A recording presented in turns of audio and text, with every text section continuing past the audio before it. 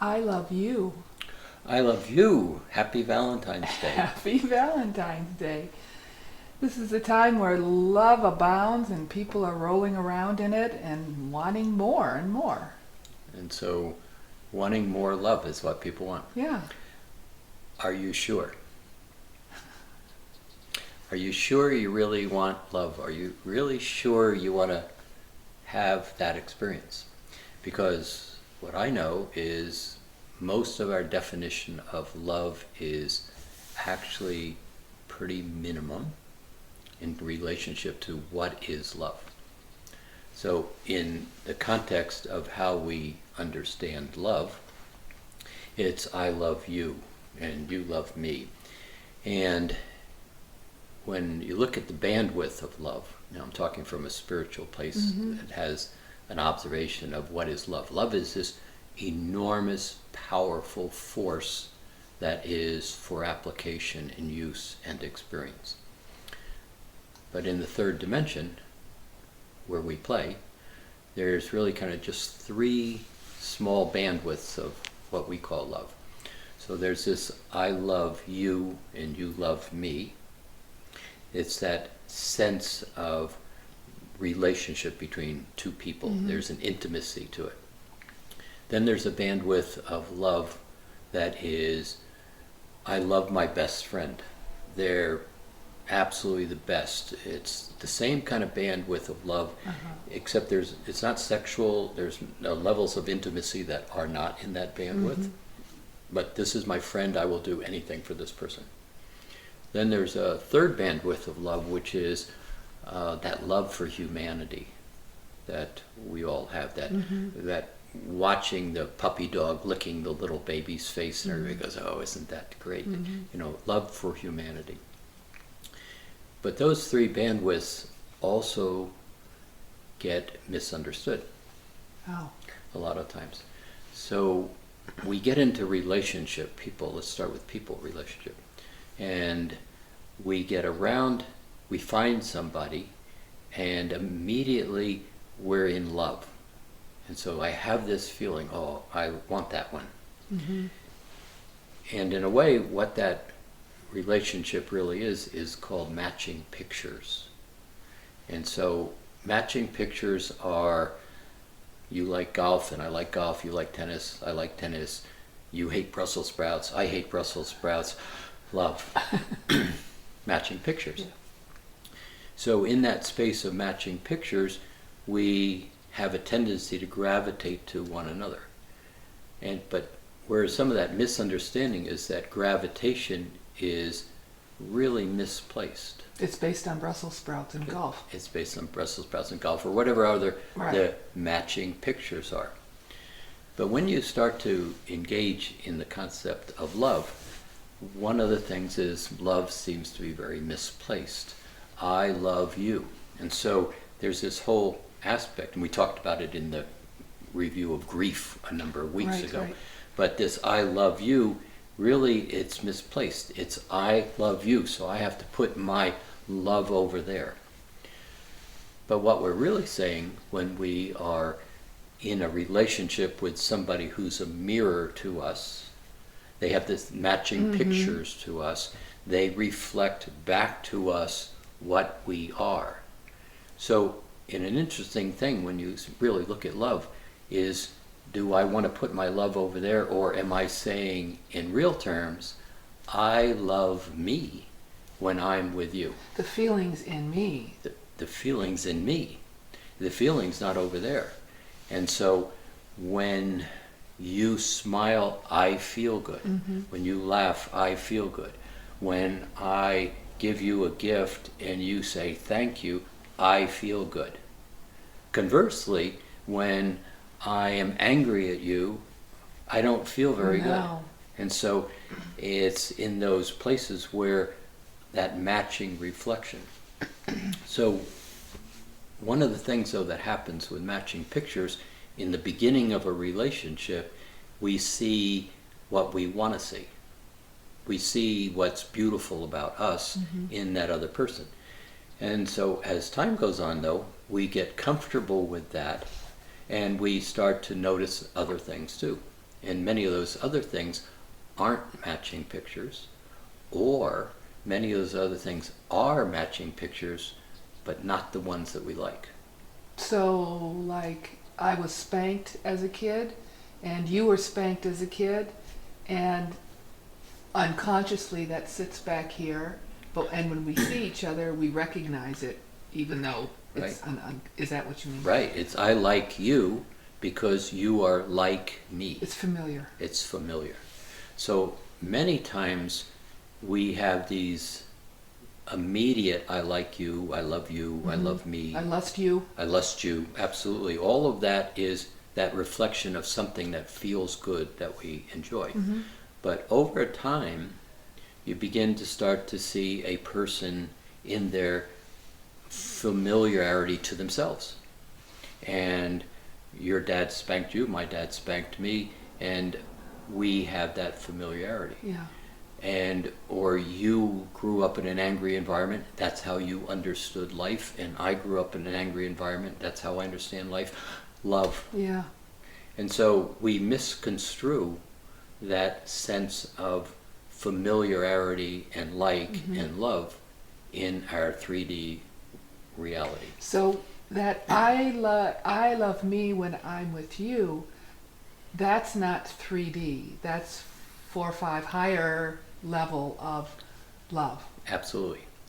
But see, we, in third dimensional reality, we get so much caught up in the external world, and we get caught up in that everyday life that we've grown up in for 30, 40, 50, 60 years. Right.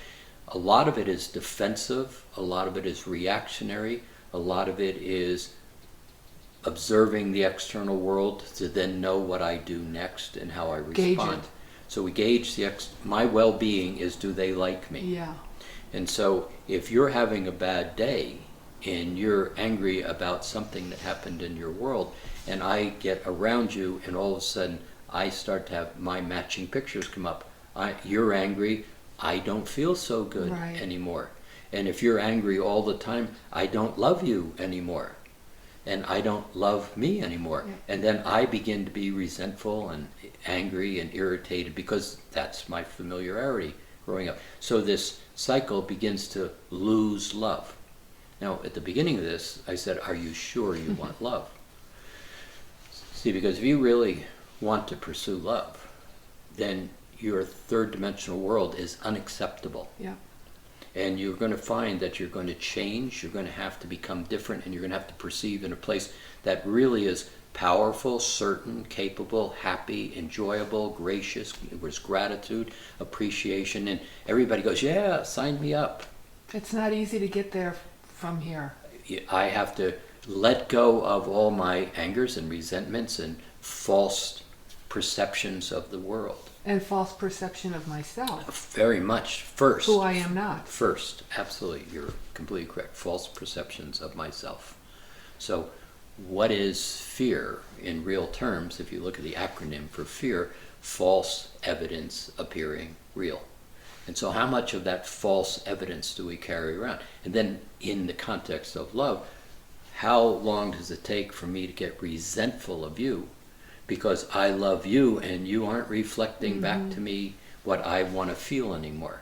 So it's obviously your fault I don't feel good. Yeah. And that's that whole external. Ugh. And most of that is unconscious. Yeah. So if I want to get to that place of I love me when I'm around you, it's like a lot of things. The first step is to simply be aware of the place I am in now. Yes, and it's right here. Hear this definition and think about it. Does this make sense to you? Is I love you is here, not over there. Yeah. Now, if I like that and I'm really aware of that, then my task is to do everything possible that makes you smile. Because that feels good in me. Because when you smile, you start to reflect what feels good in you, and that reflects back to what feels good in me. So the game is I love me when I'm with you, when I'm with my environment, when I'm in my job, when I'm in relationship to, what do I do that allows me to be in love with me, happy? whether it's at work or playing with the cat or talking to you, the goal is to be in that place as much as possible. Right. And walking in nature. Right. But see, then let's go back to that narrow definition is I love you is that immediate feeling that I love me. So can you hold that in your everyday life every minute? Well, in the third dimensional reality, no, because you're so distracted by so many other external things that don't feel good. And the world is in transition and people are upset, very much in fear, uncertainty. Those things don't allow love at that same vibration when you've got your attention out there. Right. So there's 3D love that you just described, and then when we move to a higher dimension, I don't know, 4 or 5, then that's the place of I love me when I'm with you. Then is there a bigger? Oh yeah, there's a much bigger. Is that love of Creator or love of God or love? Oh yeah, much bigger. So you got to somewhat take it by incremental steps in a way. So the first piece of that recognition is I love me, period. Not when.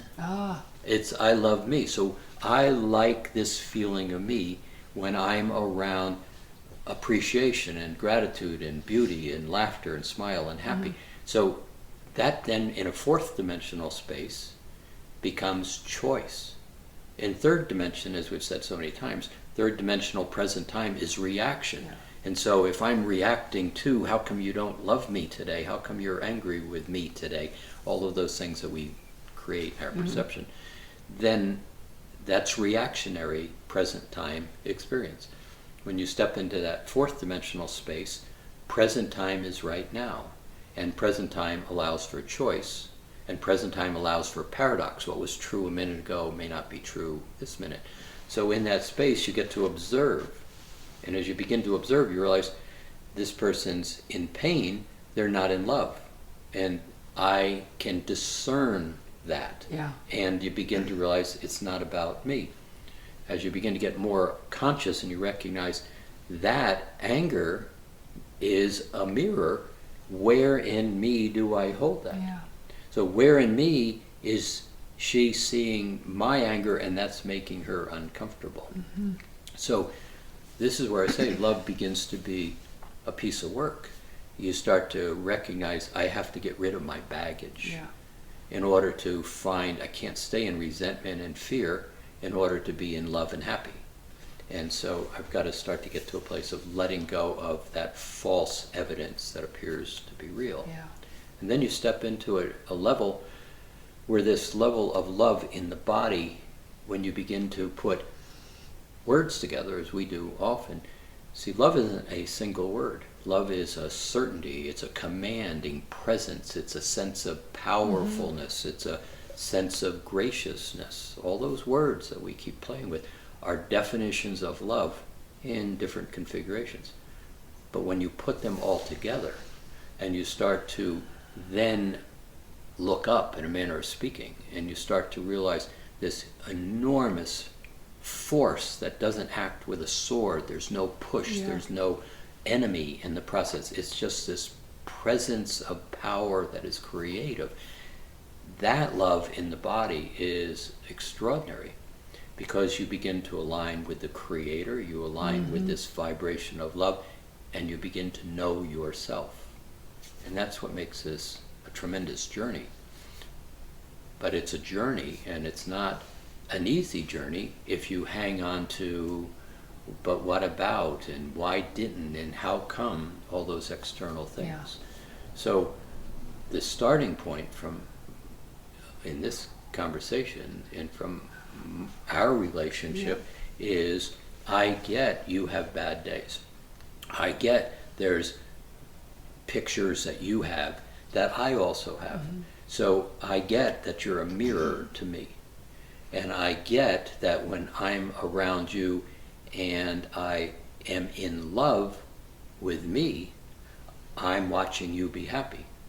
So from an external standpoint, if I can allow you, or I can give to you, I can provide for you in a way that allows you to smile or laugh, then I feel good Yeah. in me.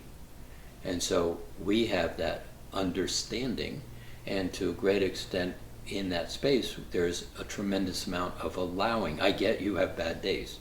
I have bad days. But there's an allowing that makes that not personal to me or you, but allows us to say, how can I be of Yeah. assistance Yeah. without meddling or healing or fixing?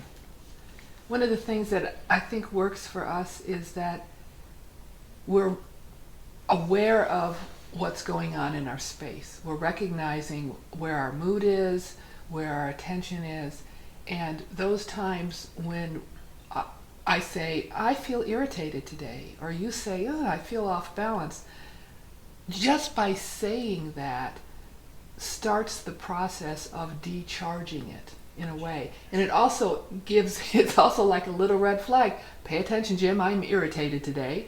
And so you can go, oh, okay, I'll adjust. Yeah, and I can give you space Yes. to work with that without fixing you. But being able to say, I'm irritated today, or angry, or sad, or whatever it is a huge step for someone. Sure, it's an awareness in present time. Yeah. And I'm aware of this, now I can choose something to do. But if you just allow it to be this irritation and I'm frustrated and it's your fault, that sits in that unconscious vibrational field that is kind of semi-aware but not brought to the point of, oh, wait, I have to do something about this. Yeah. So when you speak it out loud and you're paying attention, it's like, okay, I'm recognizing this off-balancedness is not where I want to be. Yeah. Then I have choice.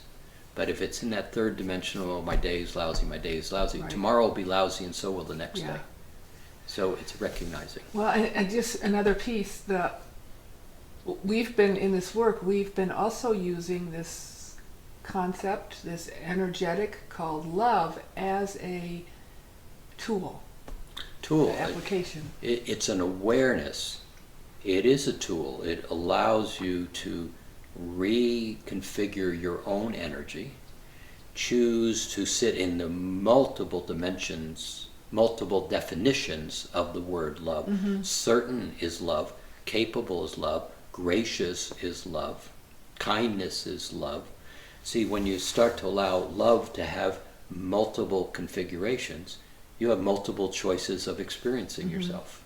But if you stay in this, I'm stuck, I'm off balance, and it's your fault, there's not a lot of room in there, and that little narrow vibration of I love you isn't in my reality anymore.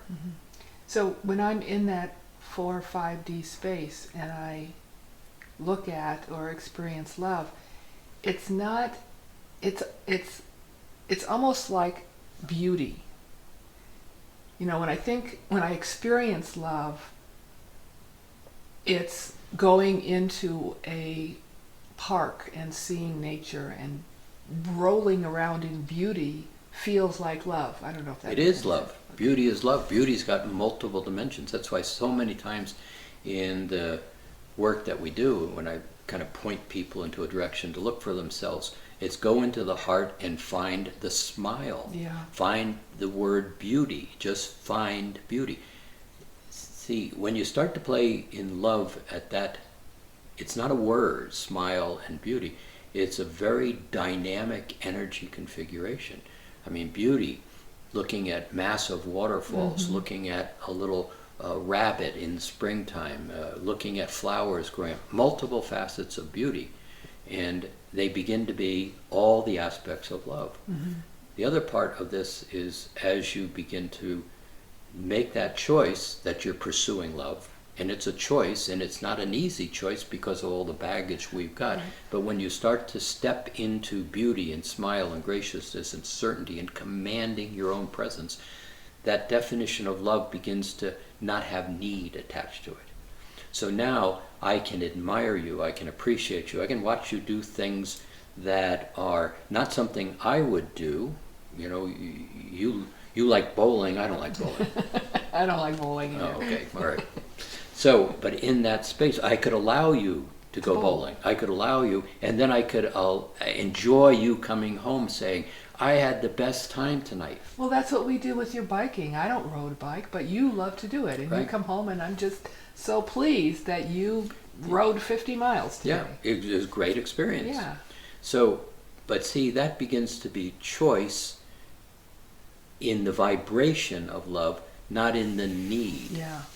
And so in that space of not needing, I can encourage you, I can allow you, I can appreciate you doing something that is outside of what I would do. You know, this whole space of, we're writing a book, let's go away for a period of time and write that. Okay, you go away for 2 months, sit and write that book. Am I out of love? No, No. I'm excited about where this goes because it also gives me time to, what do I want to do? Yeah. And so there's no, but what, as some people have said in this particular situation, how can you let her go away? How do I have any command to control her not Yeah. going away? In fact, giving to her what she wants is really how this whole aspect of exploring new adventures Yeah. begins to be available to come back in one and one becomes three. Yeah. So there's a you bubble and a me bubble and a we bubble. And if the you and the me bubble are healthy and strong and happy and certain and all those great words, then when we come together, it's like the Vesica Pisces. That shared wedge is brilliant. And it becomes bigger because it provides opportunity that was not there before. So if you go out in your bubble and you have experience because you are exploring, I, in the we bubble, get to hear about things that I never even knew existed, Yeah. and vice versa. So this concept you raise of me bubble and you bubble is really important for people to understand. It's not about separation. It's about freedom. It's about adventure. It's about experience. It's about understanding love in who I am. And then it's a shared experience.